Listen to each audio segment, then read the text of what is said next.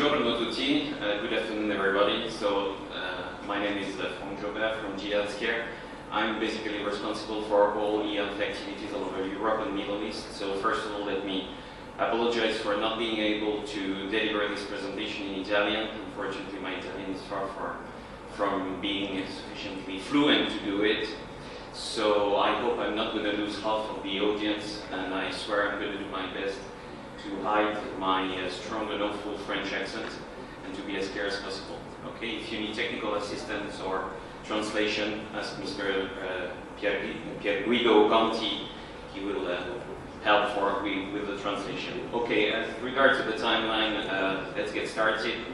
So I'm here to share with you basically our vision for e-health and to give you an overview of the set of solutions and services we are now proposing to different countries all over the world and especially here in Europe. So let's start with the main challenges, all Western Europe.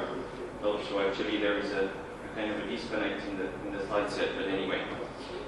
So I think everybody will agree on the fact that healthcare costs are globally dramatically increasing, and this is mainly due to aging population, and let's recognize that something like 60 to 70% of these costs is represented by chronic diseases.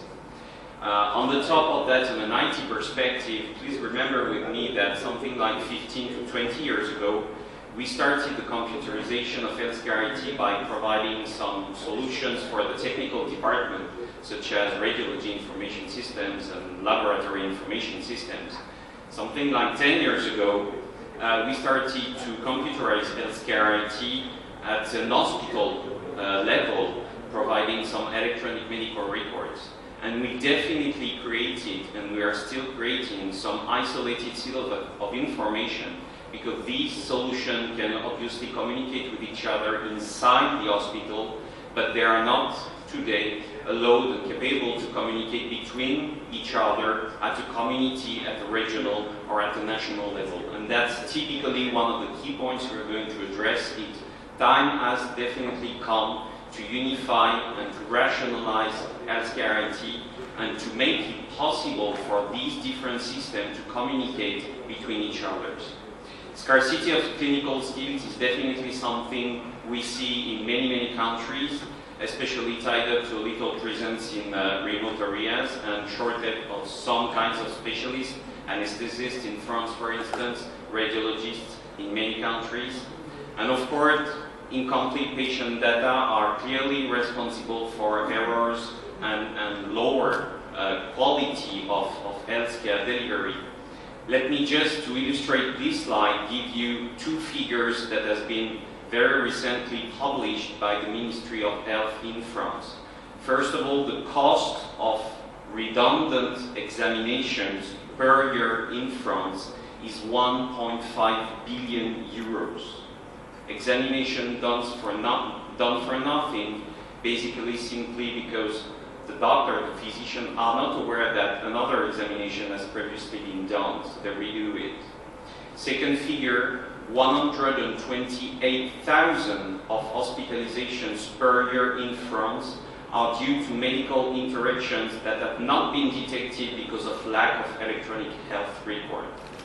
I mean, simply with these two figures, it should give you, all the reason to go launch e-health initiatives, right? So basically the current, on the 90 perspective, the current status of the field is basically the following. You have plenty of different actors. Sorry again for the presentation. Obviously on this laptop it doesn't work very well. Everything is disconnected. Anyway, when you try to exchange image right now with a kind of point-to-point communication, basically it looks a little bit like this. Okay, ugly, isn't it? So clearly we're still in an isolated silo of information IT world. The cost of duplication is absolutely huge. It has a dramatic effect on the productivity of healthcare actors, and it's clearly responsible for incomplete patient data. Basically, what we try to do within G now through this e-health initiative is to rationalize this exchange between all healthcare actors and basically to provide, first of all, an architecture, which is, you will hear more and more about that, HIE, which is Health Information Exchange, and we'll talk about the standards that are absolutely key in order to develop these initiatives. And on the top of it, it allows us to build some electronic health record, personal or patient health record, and also to plug some different tools such as care and disease management, and also all solutions related to home care. Again, the purpose of these initiatives are really reducing costs, improving productivity, increasing quality, and also protecting investment.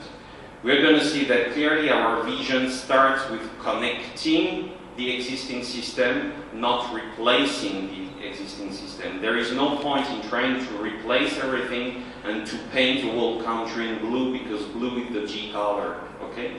You have invested a lot in many RIS, PACS, LIS, EMR solution, and what we are providing as a solution today consists in making them communicate between each other.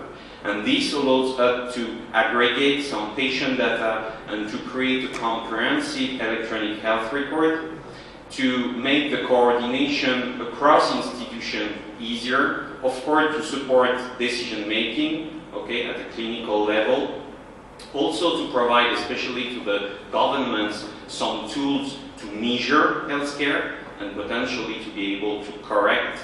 And we also, that has been mentioned many times during this conference, we definitely think that involving the patient in his own healthcare delivery is key. We'll go through that with many examples, but without involving the patient, it leads nowhere. So basically, as you probably know, I'm sure you know it, GE has a very strong imaging background. In addition to that, let's recognize that at least half of the information exchange project start with imaging exchange project. So what we decided 3-4 years ago consisted in developing an architecture, a brand new architecture for image exchange, with the idea of being able to leverage this architecture for any kind of information exchange. So I'm going to start with what we built previously dedicated to image exchange projects. Again, I already talked about that. The key points are around cost saving by mainly avoiding redundant examinations, and I will show you some figures tied up to our experience right now.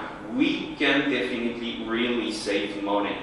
Improve productivity, for instance, we are convinced that we need to drop some kinds of labor-intensive processes such as burning CDs for patients. This is not something that we should see within 2, 3, 5 years.